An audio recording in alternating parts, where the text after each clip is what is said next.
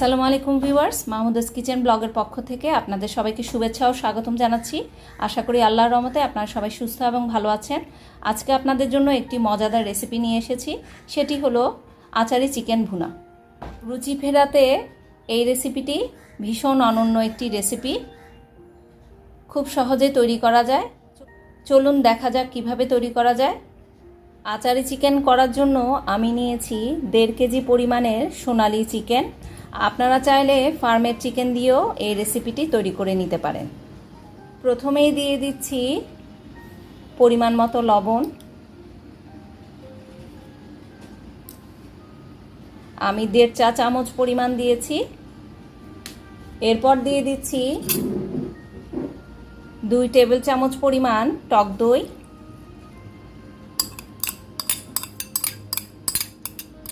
লবণ টক দই দিয়ে মুরগির সাথে ভালো করে মেখে নিতে হবে। আমার মাখানো হয়ে গেছে, এখন এগুলোকে 15 মিনিট রেস্টে রেখে দেব। এখন একটি মশলা তৈরি করে নেব। একটি তাওয়ায় আমি নিয়েছি 1 চা চামচ পরিমাণ 5 ফোড়ন আর একটি শুকনো লাল মরিচ। এখন এগুলোকে তাওয়ায় হালকা করে টেলে নেব।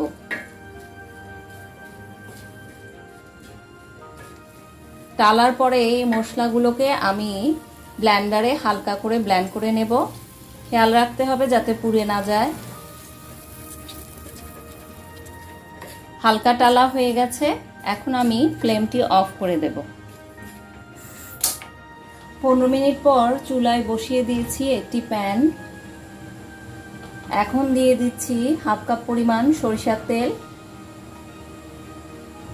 আপনারা সরিষার তেলের পরিবর্তে অন্য যে কোনো কুকিং অয়েল ব্যবহার করতে পারেন, তবে এই রেসিপিটি সরিষার তেলেই খেতে বেশি ভালো লাগে। চেষ্টা করবেন সরিষার তেলটি ব্যবহার করতে। তেল গরম হয়ে আসলে থেতো করা 5 ফোড়ন এখানে দিয়ে দেব। 5 ফোড়ন দিয়ে হালকা ভেজে নিব।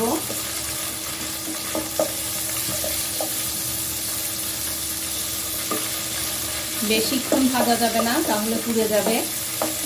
4টি পেঁয়াজকে ব্লেন্ড করে নিয়েছি, এখন সেগুলো এখানে দিয়ে দেব।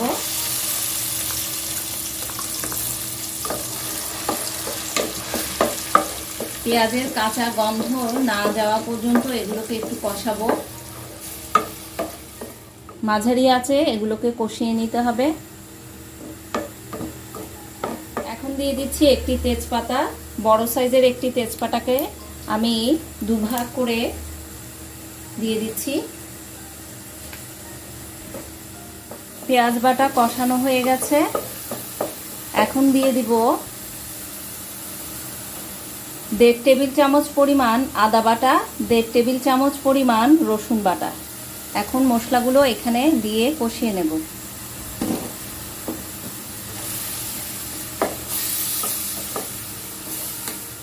আমি আরো 1 টেবিল চামচ পরিমাণ সরিষার তেল দিয়ে দিচ্ছি।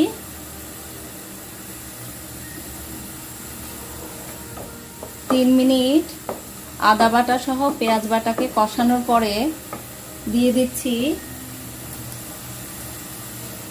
একটি টমেটোর পেস্ট। আমি টমেটোকে পেস্ট করে নিয়েছি, সেটি এখন দিয়ে দিচ্ছি এর মাঝে। ভালো করে কষিয়ে নেব, আর কষানোর মাঝেই মশলাগুলো দিতে থাকবো। টমেটোগুলোকে কষাতে কষাতে দিয়ে দিচ্ছি 2 চা চামচ পরিমাণ লাল মরিচের গুঁড়ো,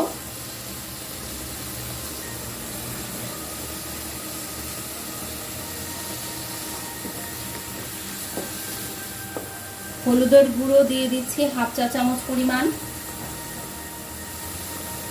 জিরে গুঁড়ো দিয়ে দিচ্ছি 1 চা চামচ পরিমাণ, ধনিয়া গুঁড়ো দিয়ে দিচ্ছি 1 চা চামচ পরিমাণ। সবগুলো মশলার সাথে মিশিয়ে নেড়ে দেব। মশলা পুড়ে না যাওয়ার জন্য দিয়ে দিচ্ছি 1/2 কাপ পরিমাণ পানি। পানি দিয়ে মশলাগুলোকে ভালো করে কষিয়ে নেব।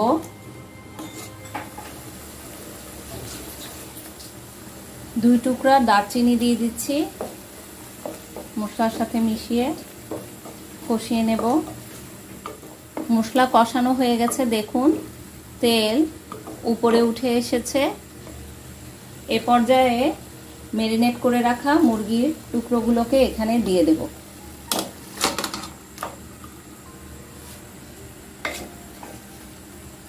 মুরগির টুকরোগুলো দিয়ে মশলার সাথে নেড়ে মিশিয়ে দেব।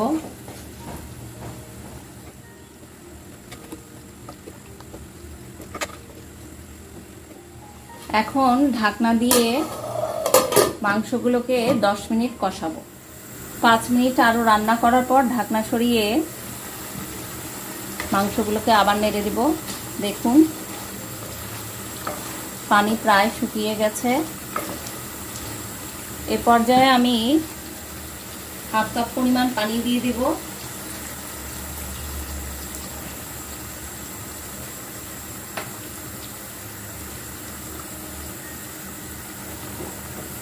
পানি দিয়ে হালকা নেড়ে দেব।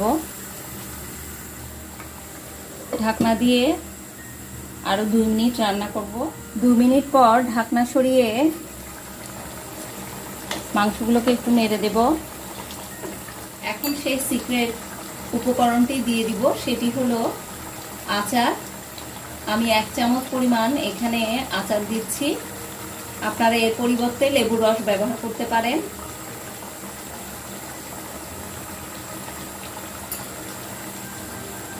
আচার দিয়ে মাংসের সাথে মিশিয়ে দেব।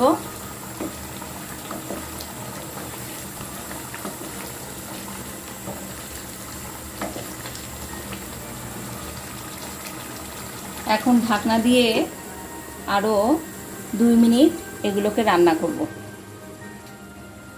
2 মিনিট পর ঢাকনা সরিয়ে দিয়ে দিব 4টি আস্ত কাঁচামরিচ। আমি কিন্তু এগুলোকে কোনো দিক কেটে দিইনি, আস্ত দিয়েছি। আপনারা চাইলে কেটে দিতে পারেন, তাহলে কিন্তু ঝাল হবে। বেশি ঝাল খেতে চাইলে কাঁচামরিচগুলোকে পাশে কেটে দিতে পারেন। ঢাকনা দিয়ে 3 মিনিট রান্না করে মাংসগুলোকে নামিয়ে নেব। 3 মিনিট পর ঢাকনা সরিয়ে মাংসগুলোকে আবার একটু নেড়ে দিব। এখন আমি এগুলোকে ডিশ আউট করে নেব। রান্না হয়ে গেছে। নামানোর আগে অবশ্যই লবণটুকু দেখে নিতে হবে, না হলে দিয়ে নিতে হবে। আমি এখন এগুলোকে পরিবেশন করছি। বিসমিল্লাহ।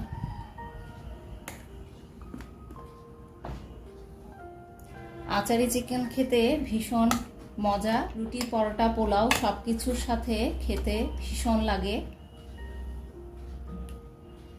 আপনারা বাড়িতে তৈরি করে দেখবেন।